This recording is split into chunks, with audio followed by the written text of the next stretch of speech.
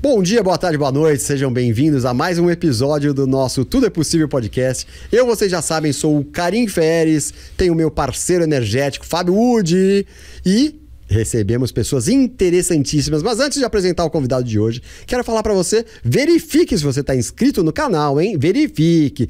Se ainda tiver pretinho escrito inscrever-se, é porque você ainda não está inscrito, aí você clica lá, às vezes tem que fazer o login, claro, né? E aí sim vai aparecer um inscrito no canal. E se você gostar, se você achar legal os convidados, a história, o que você está ouvindo, passe para outras pessoas. A nossa ideia é essa, animar as pessoas e mostrar que tudo é possível mesmo. Então, sem mais delongas, vou receber Dagomir Marques. Seja bem-vindo. Obrigado, um prazer estar aqui. Prazer é todo meu, sei que você está na revista Oeste, sei que você tinha um podcast lá que fazia um mega sucesso. Mas eu quero saber toda a sua trajetória, Dagomir, que eu sei que você tem uma trajetória riquíssima, né? Você é jornalista de formação? Eu sou jornalista, mas eu sempre alternei jornalismo e ficção. E show business, entendeu? Então, minha vida sempre foi de um para o outro, assim. Que legal. Então tem fases do jornalismo, fases do show business, às vezes se misturam também. Então assim, eu digo sou jornalista, então, mas sou escritor e roteirista também, né? Mas você fez faculdade de jornalismo? Fiz na FAAP. Lá atrás? Lá atrás. Lá atrás. Você começou com o quê? O jornalismo? Olha, comecei com jornalismo e depois eu passei para a televisão. Fiz muita coisa em televisão, fiz novela, musical, infantil. Sempre escrevendo? Sempre escrevendo. Basicamente, minha vida é escrever. Escrever? A sua vida é escrever? Basicamente. Eu fiz outras coisas também, mas o meu negócio mais é escrever mesmo, né? Então, isso me ajudou, eu acho, a tentar ser original, sabe? A fazer jornalismo com um cara de ficção e ficção com um cara de jornalismo. Foi um caminho que eu adotei e que eu tô até hoje nisso, né? Como você descobriu isso? Você, quando criança, no colégio, era aquele que tirava 10 em redação? Não, eu fui sempre um péssimo aluno. É mesmo? Escola pra mim não teve... Escola pra mim é pra conhecer gente, sabe? É pra... Como dizia um dos meus ídolos, o Frank Zappa, ele falava... E falava antigamente, se você quiser transar, vai pra faculdade. Se você quiser estudar, vai pra biblioteca, né?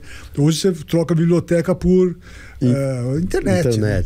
Então, mas eu sempre gostei. Eu me lembro de um momento da minha vida que foi muito marcante, assim, que foi quando meus pais... Eu tinha lá meus 10 anos, sei lá, né? E meus pais falaram, nós vamos te dar uma bicicleta esse Natal. Eu falei, não, eu quero uma máquina de escrever. Sério? E aí Sério, com 10 anos? Por aí, eu já queria. Que coisa maluca. Mas você não tinha bicicleta, eles iam te dar, você não tinha bicicleta. Nunca tive bicicleta. Nunca teve? Eu tive uma, eu falei, não, isso é moleza, andar de bicicleta. Quando cheguei na esquina, eu caí, quebrei o nariz, eu nunca mais. Mas isso mais velho? Isso mais velho, isso agora. 20 anos? Ah, não, sério? Agora, com uns 40 anos. Sério? Eu falei, não, eu vou ter bicicleta, é ridículo não ter. E foi um vexame. Fui direto pro hospital. Comprou a bicicleta, na primeira esquina caiu, quebrou o nariz. Caiu na minha cara. Putz, aí eu desisti, eu preferi, não a máquina de escrever, mas era o computador. Não dá pra dar volta com máquina de escrever, né? Essa é a desvantagem, na volta do quarteirão. Hoje a gente está com o celular, que, né, você escreve as coisas onde tiver, né? É muito legal, ó. Eu curto muito essa evolução tecnológica, não tenho saudade de nada.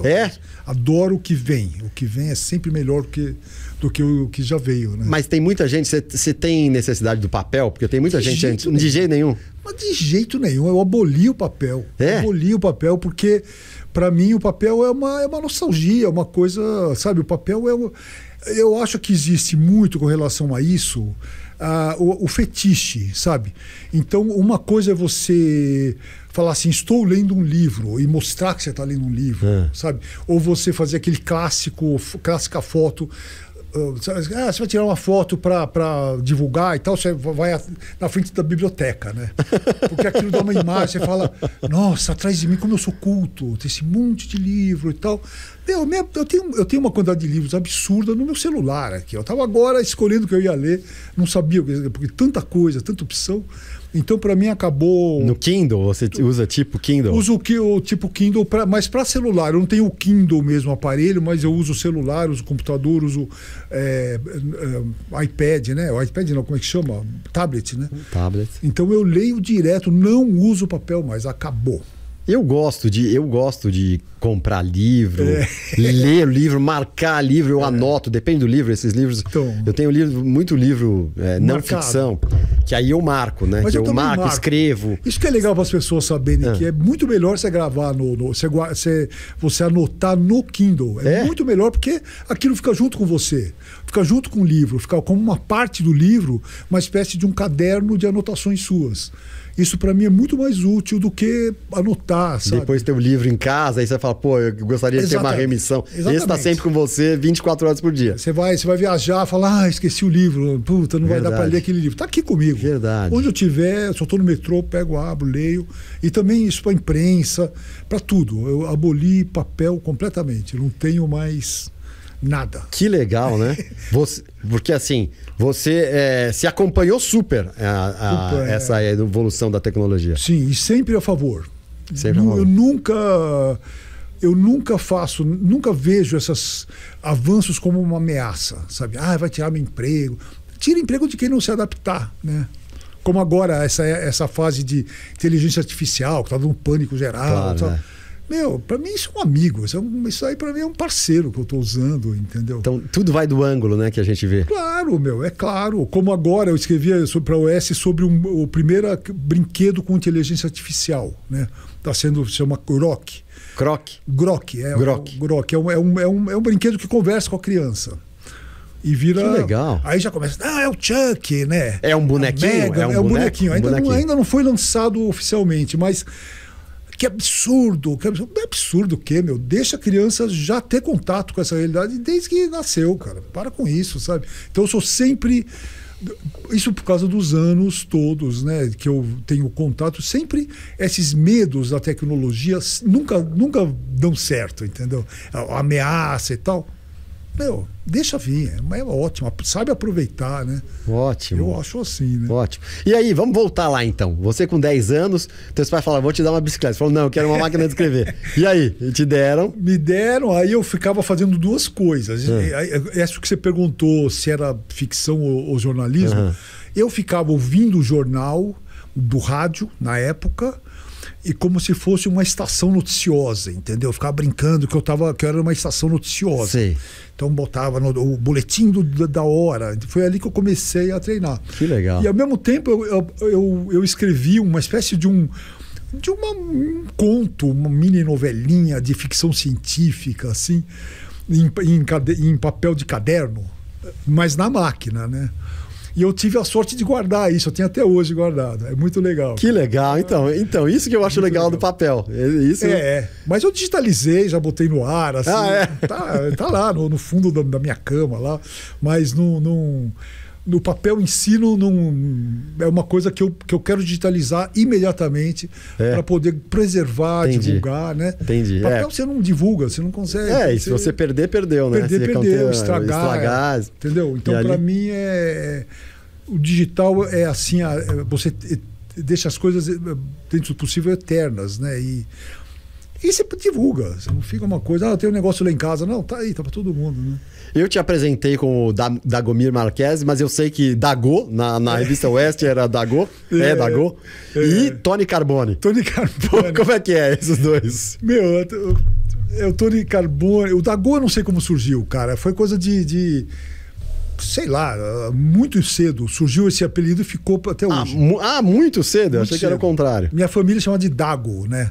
Mas aí surgiu o Dagô e ficou para sempre. Eu não sei como é que surgiu. Olha que engraçado. E o Tony Carbone, eu falei do Zappa, é um personagem de uma música dele, e que quando eu queria escrever alguma coisa que eu não queria assinar, eu usava esse apelido, porque é um pseudônimo assim que você fala carbono, né?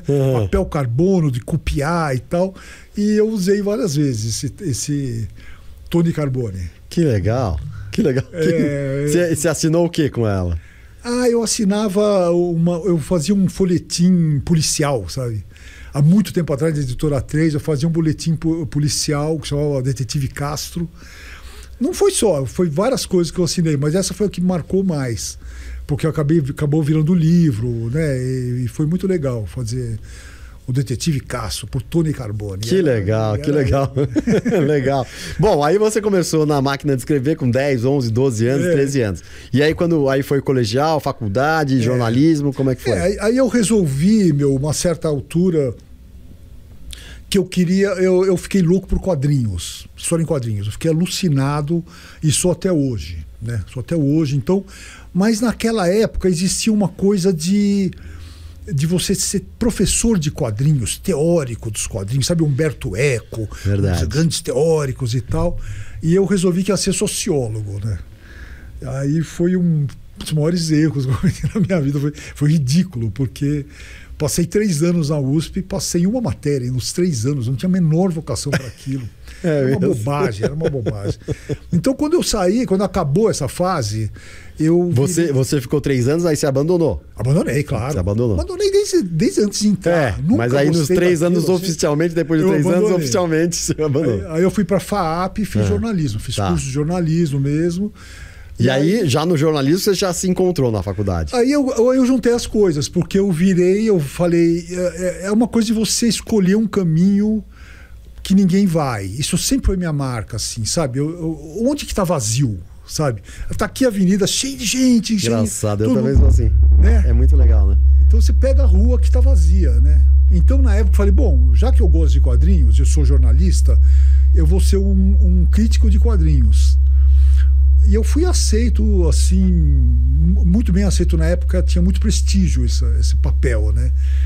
E foi aí que eu comecei. Como crítico de quadrinhos, eu comecei a subir profissionalmente, e de quadrinhos eu passei a escrever outras mídias também, de televisão, de rádio, cinema e tal. Virei um cara meio especializado em cultura pop, né?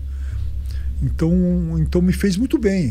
Os quadrinhos, apesar desses 3 anos meio perdidos aí, me fizeram bem, porque abriram um caminho para mim. Entendi. Então você vê que nunca nada é perdido, né? Nada é perdido. A não ser que você queira. Ah, sim. A não ser que você não queira mais, na verdade, aquilo. Exatamente. Se você jogar fora aquilo... Você tem que reciclar a sua vida o tempo todo, né? E tudo é aproveitável. Tudo é aproveitável. E eu tenho esse princípio hoje, assim, de... fazer coisas que eu não sei se eu vou acabar um dia, né? Mas eu vou acumulando e vou aproveitando coisas e fazendo outras coisas, né? Com aquelas, né? Você era crítico de quadrinhos nacionais ou de tudo que vinha? Não, de tudo. De tudo que vinha. Porque naquela época também tinha pouco nacional. Tinha pouco. E eu fiquei um cara meio chato, era muito esquerdinha na época, então eu queria defender os quadrinhos nacionais, você queria do imperialismo. Defender os ideais dos quadrinhos. Coisa chata. Então eu comecei a ficar, quando eu percebi que eu estava ficando muito chato, eu parei com essa história e virei um cara que curte quadrinhos. Se for brasileiro, ótimo. Se for fora do Brasil, melhor ainda. Então você pegou aquele... Eu não vou dizer que eu era fanático, né? Mas o Super-Homem em branco e preto, que peguei tinha tudo. Super-Homem bizarro. Peguei tudo. Cara, eu peguei tudo. E eu acho isso também, voltando para o papo de digitalização, porque eu sempre acompanho aquelas coisas... O primeiro exemplar do Super-Homem foi vendido por $1,5 milhão a Sotheby's. Eu comprei outro dia por R$14. Não, 14 não, R$4. O digital. O primeiro? Claro, digital. É mesmo? O digital. Comprei os 20 primeiros e comecei a ler que legal. Foi muito legal. Que legal. Tá sendo uma coisa muito boa, assim. Hoje, então, isso tá...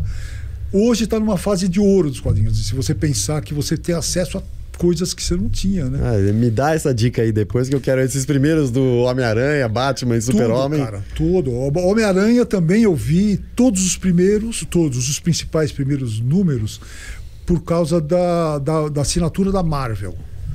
Se assina a Marvel, tem direito a todos os revistas. Ah, é? Que legal. Sensacional, cara.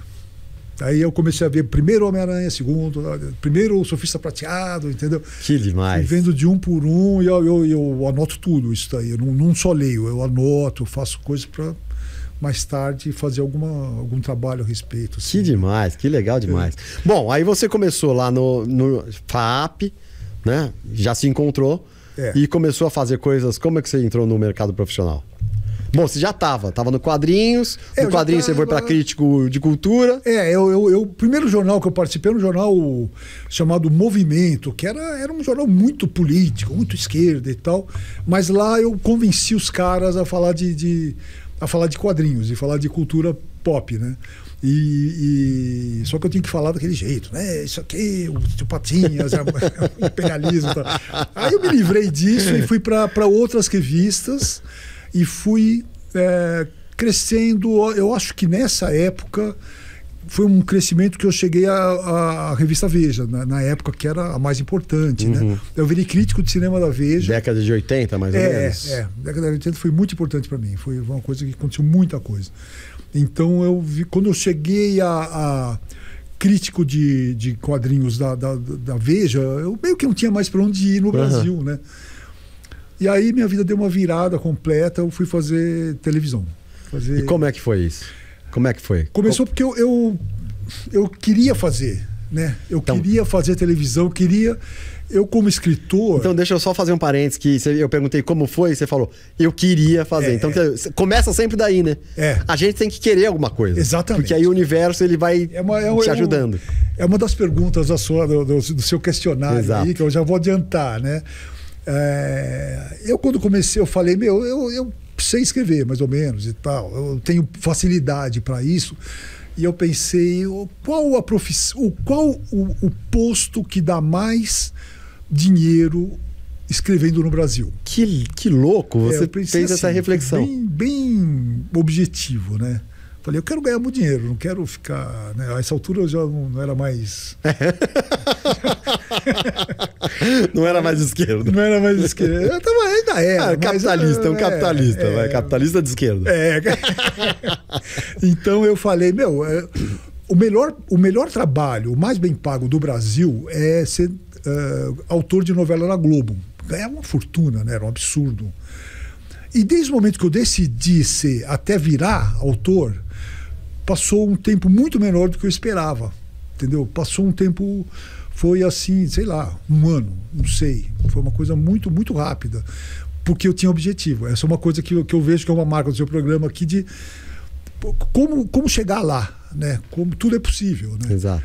Então eu virei crítico, eu virei o cara que acompanhava a televisão, principalmente novela, na revista Isto É, na época. Aí eu entrevistei 2 autores de novelas, que um era o Mário Prata e outro Lauro César Muniz. E aí eu fiquei amigo do Prata e eu falei, eu não quero ficar escrevendo jornalismo, eu quero fazer televisão mesmo e tal. E ocorreu muita coisa, a gente chamava Grupo Bola na Trave, porque a gente fazia 30 projetos para dar um certo, para ver se, né, era muito difícil, né? E chegou uma hora que aconteceu um incidente, foi acho que o único caso de uma novela em que o autor desistiu logo de cara. A novela chamava Um Sonho a Mais. E de um autor chamado Daniel Mas, ele com 30 capítulos, ele falou, não vou aguentar isso aqui, né? Porque é muito desgastante, nossa, né? Ele não estava preparado, então ele chamou o Lauro César Muniz, que já era um cara que eu admirava muito, um dos maiores gênios de novela do Brasil, e o Lauro César assumiu a novela, chamou o Mário Prata para ajudar, e o Mário Prata me chamou, né? E teve um momento muito marcante assim, foi que depois também de um mês o Prata estava no hospital com problema de estômago, acabado, o Lauro César tocando e não confiava muito em mim. Ele falava, não conheço esse cara, não sei. Mas chegou uma hora que o Lauro César falou, eu não aguento mais. Aí ele sentou no sofá, a gente trabalhava num hotel, né, que era alugado para a gente fazer a novela. E ele sentou no sofá e falou, agora é com você. Aí eu vi a trajetória, eu falei, eu queria... Né? Aí a minha caminhada até a máquina de escrever na época, né, e sentar e falar, agora chegou a minha vez, foi... Tudo é possível. Eu tô arrepiado aqui, porque a pergunta que eu faço é uma coisa que você imaginou e você conquistou. Você até fala assim, na pergunta, uma coisa que você achava impossível. Eu não achava impossível, eu achava muito difícil. Eu achava que ia ser um projeto de muitos anos. Talvez rolasse depois de 20 anos. Né? Talvez rolasse. E em um ano... Foi muito rápido, cara. E aí você tocou... tô arrepiado, legal demais, né? E aí você tocou, você assumiu o que? Você encabeçou? Não. O Lauro continuou encabeçando. Eu era o terceiro. O terceiro, mas se o Mário tava meio... Então o Lauro, assim, foi também muito legal, porque o Lauro falou, senta aí e começa a escrever e tal. Aí eu comecei a escrever, caprichei ao máximo, né, cara? E ele lia as páginas e falava, meu, isso aqui tá demais. Ah, que legal ouvir isso, né? Inesquecível. Isso, além da grana. Prata, no hospital. Prata, os caras escrevem demais. Pô, que legal, isso é legal demais, né? Vamos encerrar o programa por aqui, porque... Mano, demais essa, né? Isso década de 80 também. Década de 80, 90. Um Sonho a Mais, é uma novela muito tinha a música, aquela música, Um Sonho a Mais. Não faz mal. Foi uma experiência incrível. Aí eu tinha um personagem meu, tinha uma série de personagens que eram meus, e teve um personagem meu que fez muito sucesso. Um personagem chamado Chaves, era um maluco, um punk, né? E ele começava a falar, tá mouse. E aquilo pegou no Brasil inteiro, cara. Foi uma coisa... Quem era que fazia? Era o Vasconcelos, cara. Ai, o primeiro nome dele... Ai, cara. Bom, daqui a pouco a gente lembra. Mas foi incrível, assim. Aí, eu falei, acabou, tô feito. Que vou ganhar milhões, né? Aí o Lauro César, quando terminou, ele falou com a direção da Globo, falou, é esse cara aqui. Vocês estão procurando autores novos, o Prata já era conhecido, esse cara. Aí eu dei de frente com a política da Globo, eu vi que era uma ilusão, que aquilo, né? Eu não era da turma deles, né? Então aquilo foi chocante para mim, porque não fui para frente ali, né? Mas por quê? A turminha tinha uma panela ali? Panela total, panela política, panela de outras coisas. De correntes políticas do Brasil. Sim. É uma coisa também até, sabe, meio... preferências sexuais, entendeu? Entendi. Era assim, eu cheguei lá dentro de cara, foi uma parede. Mesmo? Que coisa, hein? Era uma cultura, não vou dizer que você era obrigado, né? Mas assim, era uma cultura de pessoas que se entendiam e tal. Eu era um estranho ali, era um completo estranho. Mas depois de 2 anos, o Mário Prata começou um outro projeto na Rede Manchete, que era a adaptação da novela Helena, do Machado de Assis. Uhum. Então ele me chamou o Reinaldo Moraes também, né? E foi uma experiência muito legal também. Foi a segunda novela que eu fiz, né? Foi essa o Mário Prata encabeçando e você segundo. E eu segundo, mas chegou uma hora que ele falou, chega, eu tô mesma coisa. Exausto, cheio, porque... Você vai encabeçar agora. E foi muito legal, foi uma experiência incrível mesmo, cara. Foi eu ser o dono ali, mas aí, o que aconteceu foi uma praga da TV brasileira, que acaba, né? Acabou a emissora, acabou a emissora durou mais. O que acabou foi o departamento de novela.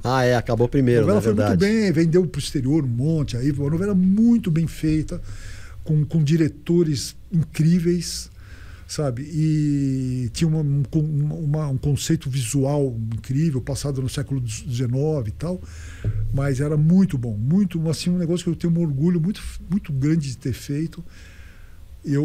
Sabe o Zé Wilker, aquele ator, claro. Ele era o diretor e... Quando ele era o diretor da novela? Ele era o diretor da Manchete, né? de dramaturgia, né? Uhum. Verdade. Aí quando acabou, ele chegou e falou, olha, acabou o departamento de dramaturgia, continue escrevendo. Foi a última coisa que ele falou. E aí, cara, nesse processo da Helena, eu era um pouco criticado porque eu gostava demais do núcleo infantil da noite. Tinha um núcleo infantil que eu adorava, infanto-juvenil. Uhum. Eu fazia era uma farra aquilo lá pra mim. Eu achava o romance principal muito chato, sabe? É chato, aquela coisa. O Helena é a história de um homem e uma mulher que se amam, mas eles acham que são irmãos. Então eles não podem. Então, cara, primeiro capítulo, segundo, depois de 110 capítulos. Porra, meu. Não, ou descobre que é irmão ou que não é, né? Então aquilo me enchia. Então eu fazia coisas com o grupo mais infanto-juvenil e tal. Aí, como eu era meio que criticado por isso, mas depois de um tempo, quando acabou a novela, a produtora da novela chegou para mim e falou: escuta, você não era o cara do infantil? Nós estamos estreando um programa infantil, você não quer vir fazer? E aí eu fui para lá, e aí ela me apresentou, falou assim: olha, essa menina que vai substituir a Xuxa. E era a Angélica, né? E eu conheci ela com 15 anos. Eu trabalhei com ela uns 8 anos seguidos, assim. Com a Angélica foi um período maravilhoso mesmo, sabe? Então que legal. Eu fui para e aí a gente fez o Programa Infantil, não foi tão bom, mas eu fiz um musical, eu escrevi um musical chamado Milkshake, que foi um sucesso incrível, assim. Foi nossa. Que ela estrelava. Ela que a estrelava. Então era um lugar onde toda a música pop brasileira ia para lá. Que legal. E tal. Então foram anos muito felizes mesmo, lá na Manchete, dirigindo o programa. Não, escrevendo para o programa. E depois ela foi para SBT, me levou também. E também fiz coisas com ela muito legais na SBT. Então, esse lado show business, assim, foi muito... Pô, só tenho a agradecer. Foi que muito legal, né? Que muito legal, divertido. Que legal. Eu fiz outras coisas, mas depois foi mais tarde, né? Que legal. Então, pô, essa pergunta aí da impossibilidade, né? Quer dizer, fantástico isso aí. Foi. Porque às vezes as coisas não acontecem no tempo que a gente imagina, né? Exatamente. Às vezes demoram mais e às vezes demoram menos. Mesmo com relação ao jornalismo, cara, pô, era um sonho trabalhar na Veja. Era um sonho, né? Eu estava lá, de repente eu estava lá, mas não estava preparado ainda também. Depois de 3 meses eu saí fora, porque aquilo era muito... É mesmo? Era muito pesado, era um trabalho alucinado, assim, né? E eu não tenho esse espírito da redação, entendeu? De ficar aquela tensão. Eu gosto de ir para casa escrever, e fazer minhas coisas diferentes. Tranquilo no seu... Então ali foi muito pesado, acabei saindo rápido. Mas depois eu voltei para Abril mais tarde, passei 10 anos maravilhosos na Abril também. É que também você começou cedo, né? Comecei cedo. Na Veja você tinha 20 e poucos anos, provavelmente? Tava caminhando para os 30, assim. Eu tava com uns 26, acho, por aí. Assim, cedo, tava cedo, né? Era cedo. Fui muito bem. Foi assim, eu fazia coisas diferentes, fazia coisas que pegaram bem, mas a tensão do trabalho naquela época, principalmente, era muito grande. Era muito nossa. E, era uma época sem internet. Sim, era a revista Veja e a Visão, né? A Visão era meio a Visão uma concorrente. Isso. Pô, você se lembra da Visão. São coisas que perderam na memória. Eu lembro porque no final da revista Visão também tinha charadas. Você se lembra disso? Não lembro. Eu era fanático por charada. Aí meu pai assinava a Visão, então ele sempre me punha e eu ficava lá. A Visão era uma revista quebrando a cabeça. Alto nível, né, cara? Muito legal mesmo. E você diria qual o momento mais marcante da sua vida? Você passou por um monte de coisas. Eu acho que, né, dando na vida profissional, entrevistou um monte de gente agora também na West, né?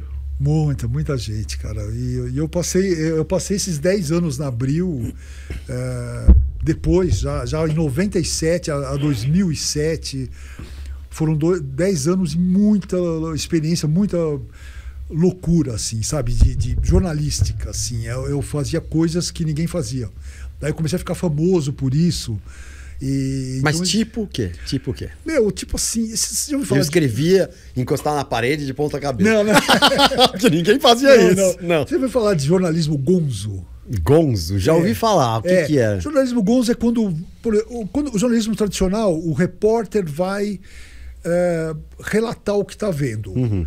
O jornalismo gonzo, você é o astro, entendeu? Então você vira o centro das atenções e você descreve o que aconteceu ao seu redor. Isso é uma coisa que nasceu com um jornalista chamado Hunter Thompson nos Estados Unidos. Foi meio que abandonado. Eu achei que eu ia criar uma escola no Brasil. Não foi para frente. Depois que eu saí da Abril, ninguém mais fez, né? Mas eu fiz coisas do tipo... ficar um dia no recinto dos babuínos no zoológico, como um animal, entendeu? Ficava só olhando, só observando, vendo as coisas que aconteciam.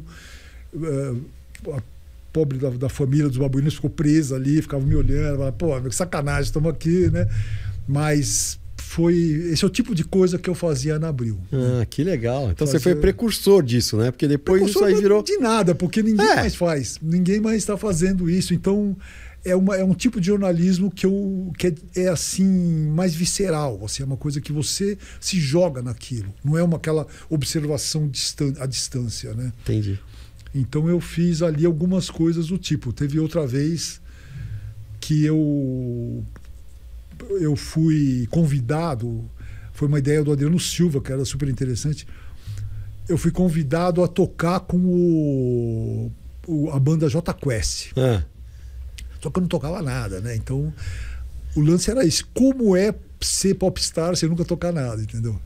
Então, eu fui tocar com eles num concerto, a gente combinou tudo. Eles adoraram a ideia, acharam aquilo muito divertido. E falaram, se tivesse preto, põe óculos escuros, né? Pra fazer o tipo. Daí nós fomos tocar num tipo desses rodeios, assim, né? Sim. E um dos caras, na época eles tinham 3 músicos de metais, né? Tinha um saxofonista, um trombonista e um trompetista. Aí o saxofonista me deu um sax para eu ficar... Mas você não toca nada, nada de música. Nunca tinha mexido num sax. Não, eu toco bateria, mas toca bateria. Mas ali... Sax você nunca tinha mexido no sax. Nunca tinha mexido, cara. Mas o que é o rock? A pose, né? Outra pose, então... Essa ideia foi de quem? Como é que parece? Foi do Adriano Silva, que era da Super Interessante. E ele pediu para fazer uma matéria para Super Interessante e para Playboy. Mas eu acabei fazendo da Playboy e ficou melhor. O Super Interessante não deu muito certo, né? Então, era aquela época do Quase Famoso, sabe? Aquele filme. Sei. Então, o título foi Quase Famoso, né? Porque foi uma farsa completa, né, cara? Eu chegava lá, fazia o Quase Famoso, ela vai junto, né? Ela é uma Hulk, vai junto, né? Preferidinha, com o jornalista da Rolling Stones. Exatamente. E eles, eles vivem como se fossem, não são, né? Não são... E eu fui lá, eu fiz tudo que eu tinha direito, de autógrafo, tirei foto. Mas como assim? Eu era parte do... Então você ficava lá fingindo durante o show? Eu fiquei fingindo, aí uma hora o Flauzino lá me chamou, agora o nosso grande saxofonista, uma grande novidade, nós temos. Eu fui com toda a pose, fui dançando e tal. E sempre com o sax, fazendo aquela fakeada. Fazendo, eu falei, acho que o público entendeu minha grande técnica, então tudo mentira, cara. E 20 mil pessoas ali, né, cara? Um show pessoas assistindo, gigantesco. aplaudindo e tal, né? E eu falava, é tudo... A impressão que deu, assim, de como o palco é escuro, né? O palco é um lugar escuro. Então eu falava, se eu tropeçar, cair em cima desses caras, vai ser um vexame tão grande. Já tô aqui aproveitando a boa vontade deles. Tinha assim momentos que eu falava, uma hora começou a escorregar, eu não sabia como pegar. E chegou uma hora que foi o máximo, quando eu comecei a perder o fôlego. Eu falei, eles estão tocando e eu tô perdendo. Mas como que você perdeu o fôlego? Só de ficar lá? Foi ridículo, cara. Foi ridículo no bom sentido. Então, a matéria ficou bem legal. Muito legal. Ainda no final, eu falei, como é que eu vou terminar a matéria? Aí chegou um cara, um fã deles, e falou assim, olha, adorei, cara. 4 metais, ficou um som mais pesado. Falei, mas eu vou fazer regime, né? Porque, você vai fazer regime, que som pesado só se for os seus quilos, né? Que legal. Então foi pra Playboy essa matéria. Foi pra Playboy, faz aqui uns 10 anos? Faz mais, faz uns 15 anos. E também teve uma convenção de Elvis Presley aqui, de fãs de Elvis Presley. Eu fui vestido de Elvis Presley. E foi muito divertido. Mas essa você foi para fazer a matéria sobre fãs de Elvis Presley? Sobre fãs de Elvis Presley, mas vestido como Elvis Presley. Então também, eu dava autógrafo, as pessoas me perguntavam, eu ficava fazendo pose e tal. E essa para qual revista foi? Essa foi para VIP. VIP? Não sei, cara. Se foi VIP para Playboy, mas talvez era muito perto, né? E essa é aí que eu fiz, a matéria eu fiz toda a redação dela é baseada nas letras do Elvis Presley. Que legal. É isso que eu é meu diferencial, assim, né? Procurar um negócio. Eu não sou esse cara, o repórter, o que dá furo. O meu negócio é esse, é mais misturar ficção com realidade. De todas essas, qual que seria a mais marcante, assim? Das matérias? É difícil dizer, cara. Eu tive... Essa do J Quest pegou muito bem, foi muito legal. Cara. Estar lá no palco para 20 mil pessoas. Foi muito divertido. E eu fiz uma outra matéria que não era gonzo, mas foi muito marcante. Eu descobri que na América Latina inteira tinha 2 gorilas só, né? Um no zoológico de São Paulo e outro no zoológico de Belo Horizonte.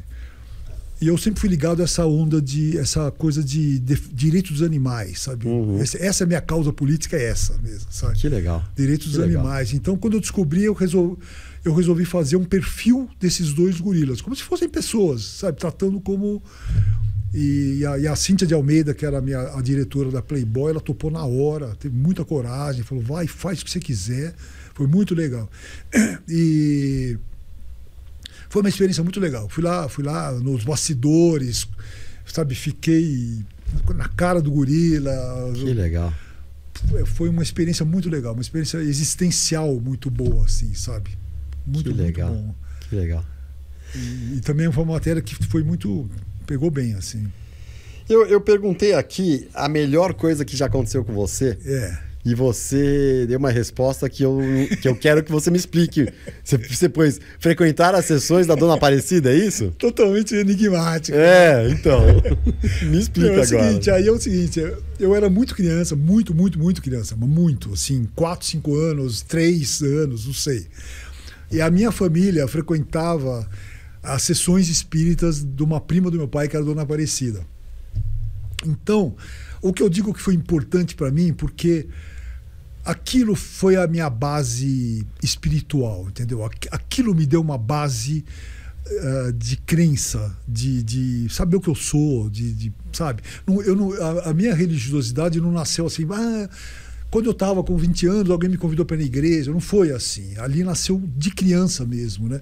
Então aquilo me deu uma base que me sustenta até hoje. Assim, a minha paz de espírito tem muito a ver com a Dona Aparecida. Foi muito legal, foi muito bom ver. Isso daí, claro, ninguém é obrigado a acreditar em espiritismo, claro. Mas para mim foi muito importante. Foi uma coisa que me mudou pro resto da vida. Aí você segue até hoje? Assim, eu não sou mais um assim, entendedor, mesmo né? Nas horas do que eu era esquerdinha, que eu ia ser um revolucionário. Nunca reneguei isso, sabe? Sempre foi uma certeza que eu tive. E me deu uma base, vamos dizer, moral também, ética também, sabe? Para seguir a vida. Então, para mim, eu não fiquei perdido. Eu tive essa e era uma coisa que não era, vamos dizer, um pastor, uma coisa distante. Era a minha família que estava lá. Então, isso para mim foi realmente muito importante, cara. Sabe? Que legal. Infelizmente, a Dona Aparecida já morreu, mas eu tive chance de agradecer para ela um pouco antes, assim. De falar, que legal. E acho que ela nem chegou a entender o quanto ela foi importante para mim, sabe? Eu fiz uma outra pergunta de cena marcante depois de salvar um gatinho de um afogamento, alguma coisa assim. Sim, me conta também. Isso aí, como é que foi? Faz parte do pacote animal, sabe? Então, isso foi antes do gorila, foi bem antes do gorila. Foi muito antes, não. Tinha criança, você era 7, criança. 8 anos e eu estava voltando da escola com a moça que trabalhava com a gente, que é a Maria Luísa. E a gente estava voltando da escola e passamos por cima de um córrego. E esse córrego tem uma cena que me marcou. Eu vi um miadinho, tinha um tronco e algum calhordinha amarrou um gatinho no tronco. Nossa. E ele caía na água, saía, eu tentava se... E eu não fiz nada, cara, sabe? Eu era muito pequeno também para ir lá salvar o gatinho, né? Esse córrego era um esgoto, assim. Foi uma coisa muito cruel. E aquele dia eu acho que eu defini a minha vida de que se eu tivesse que defender alguma causa, seria a causa dos animais, sabe? Que são mais impotentes, né? Quando estão com o ser humano. Eles não podem ligar para o advogado, eles não podem ligar para a imprensa, entendeu? Eu percebi isso com o tempo, o meu papel qual seria, né? Nessa coisa. E eu acabei tendo um papel... Acho que eu até botei aí nas respostas, quando eu trabalhei no estado de São Paulo. Eu trabalhei uma época no estado de São Paulo, eu já estava meio ligado a essa causa e tal, e eu fui convidado a fazer uma coluna ecológica, né? Chama Recado Ecológico e tal. E eu tinha conhecido a questão das baleias no Brasil numa reportagem anterior. E eu descobri, igual os 2 gorilas, né? Eu descobri que existia caça de baleia no Brasil, na Paraíba, na costa da Paraíba, com um barco e um arpão. Né?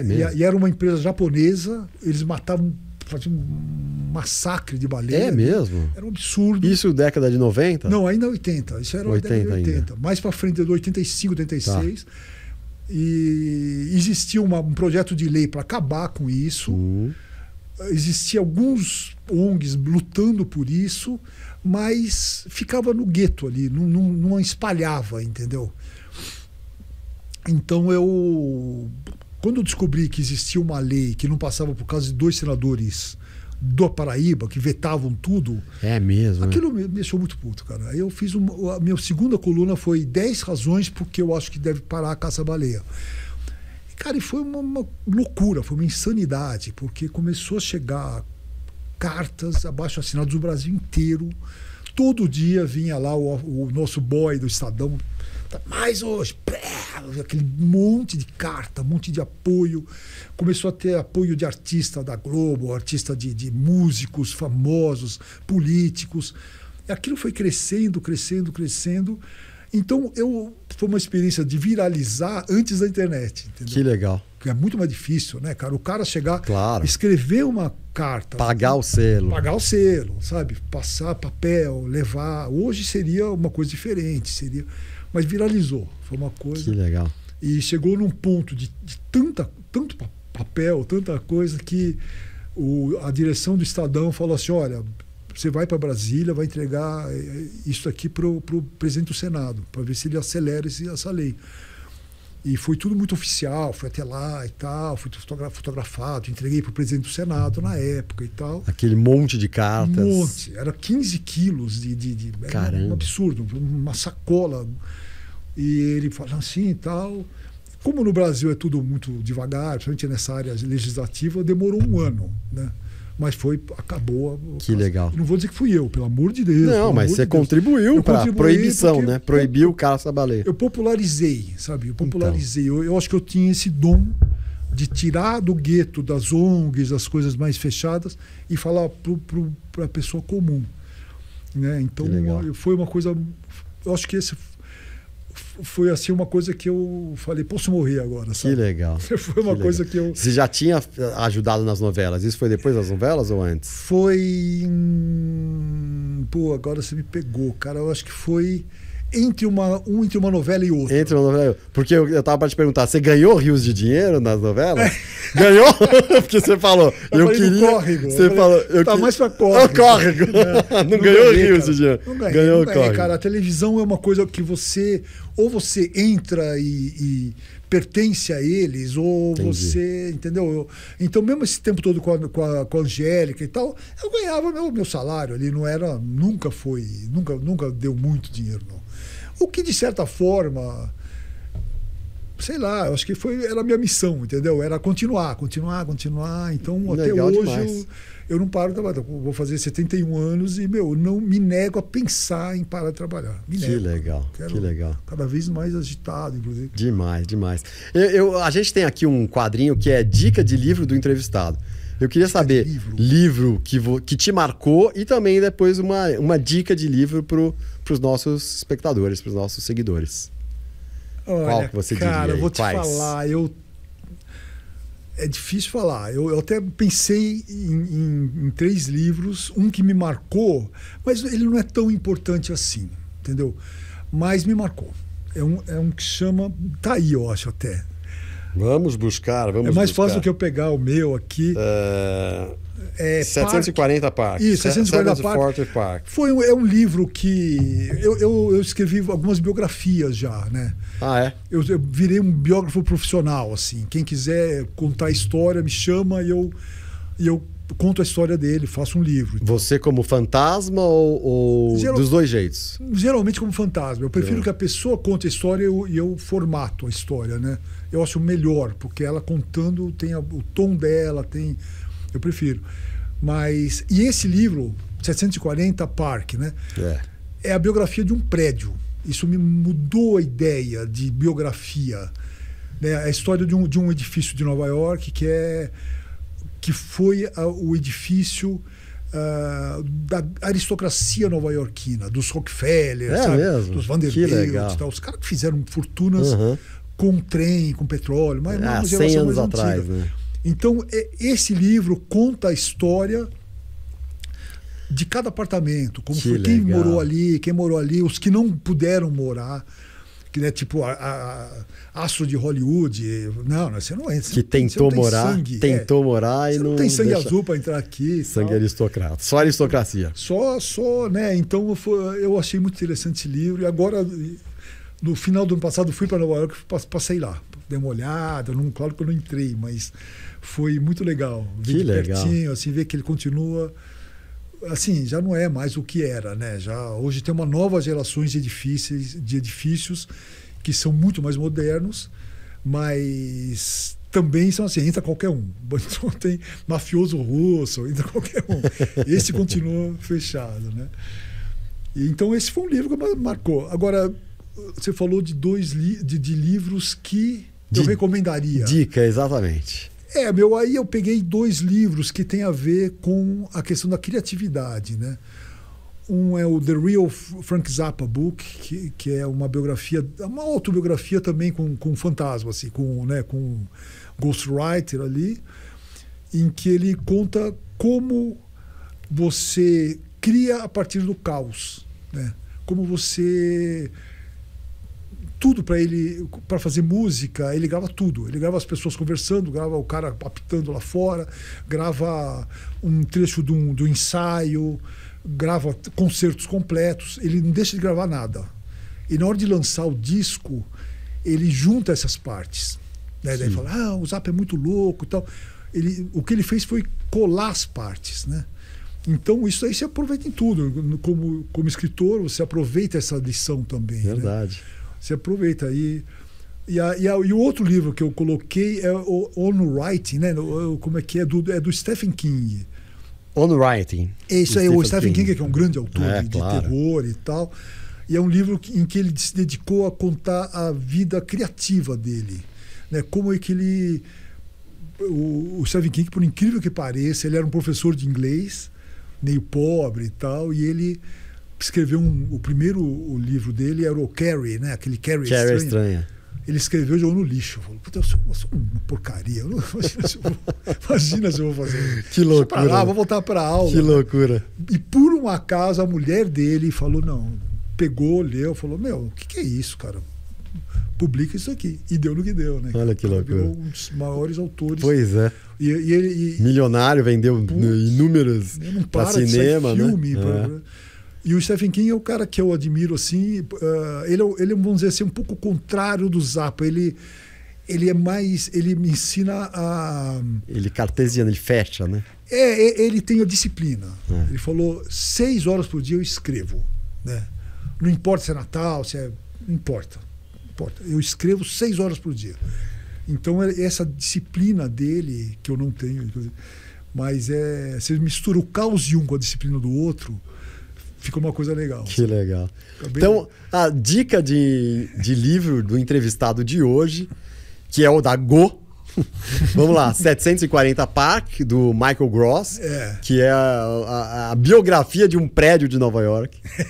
Né? Agora, o On Writing, do Stephen King. E o do Frank Zappa, como chama? The Real Frank Zappa Book. The Real Frank Zappa Book, do Frank Zappa. Isso. E mais um coautor. Muito bom. Muito bom, Dago. Legal demais. A gente está caminhando aqui para o final. Foi rápido.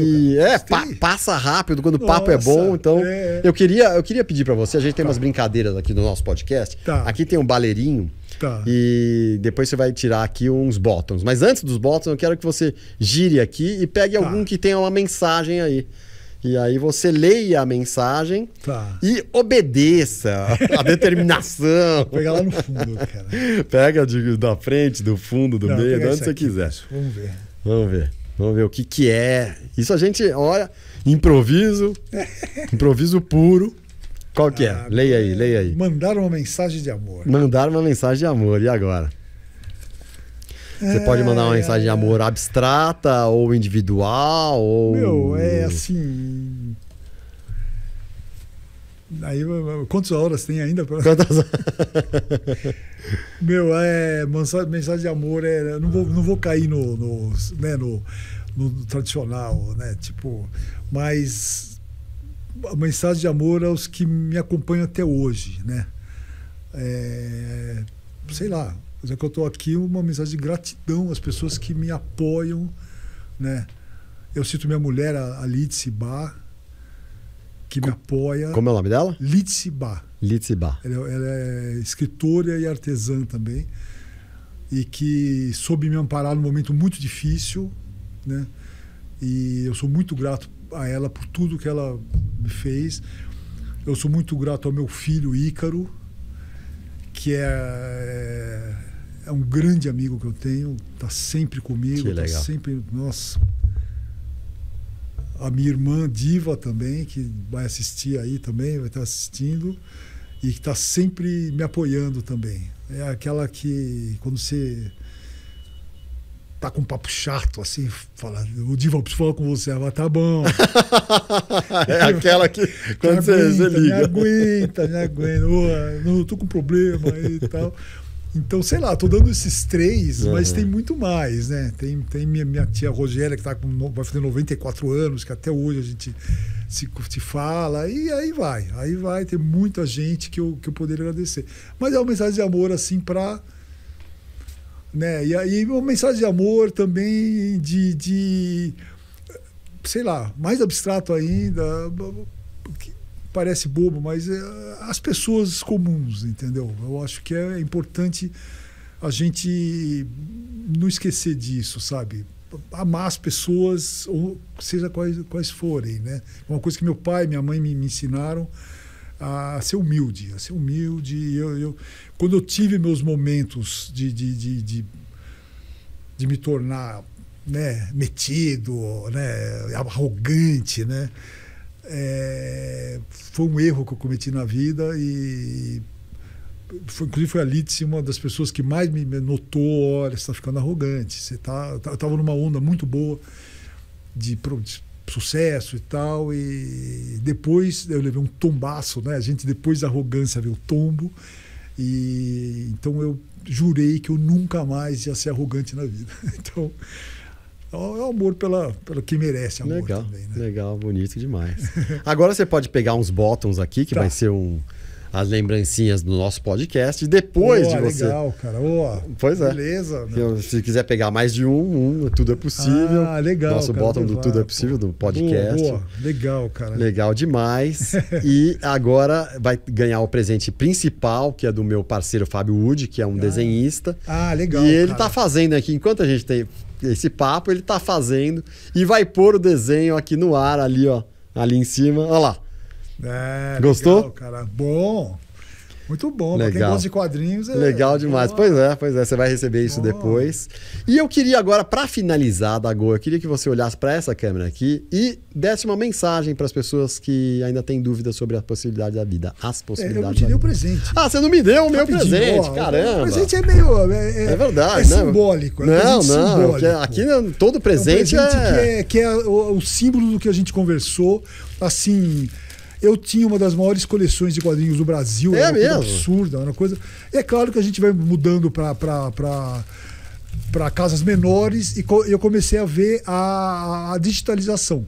E esse cara, eu gosto muito dessa série que chama Jeff Rock. Que é uma série sofisticadíssima de ficção científica inglesa. E foi o último. Olha aqui, que legal. Eu comecei a digitalizar tudo e foi. É mesmo? Esse é o último de papel que eu tenho, eu dou pra você. É mesmo? É o último de papel? Você vai me dar? Pô, que honra! Obrigado, demais. Ele tá meio velhinho, mas é maravilhoso. A arte dele é incrível. Demais. Década de 70? 80? Eu acho que é 70. É uma coisa. É italiano, porque os italianos adoram essa série, eles publicam. Que legal. Inquilino senza contratto. E o vado leggere. Como é que é? O que você pediu mesmo? É a última coisa? A última coisa para você dar uma dica, falar com as pessoas que ainda têm dúvidas sobre as possibilidades da vida. É assim... Dúvidas sobre as possibilidades de vida. Se você tem dúvida, você não vai ter nada. Se você tem dúvida, você não vai... Você precisa acreditar em você. Às vezes, o que você está escondido lá dentro, né? Você precisa acreditar, buscar o seu caminho, né? Eu contei minha história aqui, falar crítico de quadrinhos, isso me abriu todas as portas, porque eu acreditei nisso e fui. E outra coisa que eu acho assim que é importante também é isso, seja diferente, sabe? Se você for igual aos outros, a chance vai ser muito menor. Procura ser diferente, procura ousar, procura ser alguma coisa que ninguém foi antes, se possível, né?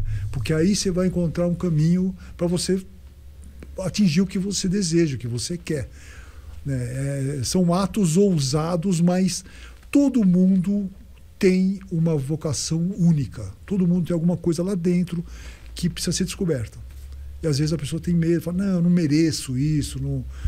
Então, a decisão é de cada um, né? Se quer ou não. Às vezes a pessoa não quer ser o que é, mas se você quiser usar, quer ser alguma coisa, quer ser entrevistado no Tudo é Possível, faça isso que eu estou dizendo. Procure o seu caminho. Legal demais, Dago. Dagomir Marquesi, Dago. Pô, como é o outro pseudônimo que você escreveu? Tony Carbone. Tony Carbone, olha aí. Tinha outro que chama Teturbano, mas isso é para uma coisa... Você imagina o que é, né? 4 pessoas aqui, entrevistei os Dago, na pessoa do Dago, entrevistei esses 4. Pessoal, olha aí, a gente está acabando aqui. Hoje foi mais uma entrevista maravilhosa com o Dago. Você está nas redes sociais, quer divulgar as redes sociais? Eu tô... Meu Twitter X, né? Agora é X, @Dagomir Marquesi, como é Dagomir, Marquezi. E eu tenho um site meu também, que é dagomirmarquesi.com. Site? Simples. É um site. Então ali você encontra todas as redes, encontra boa parte do que eu faço, as novidades e tal, tá nesse site. Legal. Dagomirmarquesi, tudo junto.com. Maravilha, Dagomir Marquesi. Vocês já sabem que sou Karim Feres, meu parceiro Fábio Wood, parceiro energético.